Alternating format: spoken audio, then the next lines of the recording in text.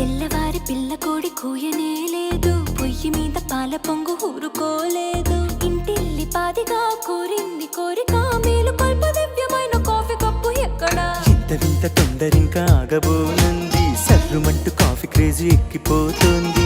ఈ మాయ కొత్తగా అమ్మాయి చెప్పిన లోకమంతా దీన్ని మించి డ్రింకు లేదు ఎక్కడా.